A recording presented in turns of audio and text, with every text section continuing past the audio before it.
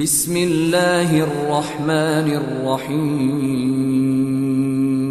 السلام علیکم دوستو، آپ دیکھ رہے ہیں ہمارا چینل علم کا سفر۔ اگر آپ کو ہماری ویڈیو اچھی لگے، ویڈیو کو لائک کرنا اور ہمارے چینل کو سبسکرائب کرنا۔ تو چلیے ویڈیو کا آغاز کرتے ہیں۔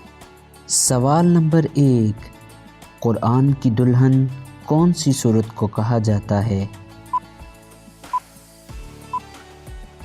جواب سورۃ الرحمن۔ سوال نمبر 2، زینت قرآن کون سی سورت کو کہا جاتا ہے؟ جواب سورۃ الرحمن۔ سوال نمبر 3، وہ کون سی سورت ہے جس کے شروع میں بسم اللہ نہیں ہے؟ جواب سورۃ التوبہ۔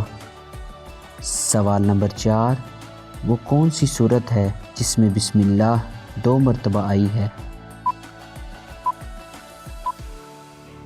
جواب سورۃ النمل۔ سوال نمبر 5، جامع قرآن کون سے صحابی کو کہا جاتا ہے؟ جواب حضرت عثمان رضی اللہ عنہ۔ سوال نمبر 6، جنگ یمامہ میں شہداء کی تعداد کتنی تھی؟ جواب 700 حافظ قرآن۔ سوال نمبر 7، مکی صورتوں کا موضوع کیا ہے؟ جواب توحید، رسالت، آخرت، انبیاء کے واقعات، صبر کی تلقین۔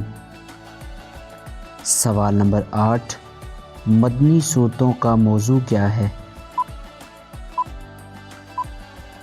جواب عبادات، معاشرتی مسائل، جہاد کے مسائل، تعزیرات، معاشی مسائل۔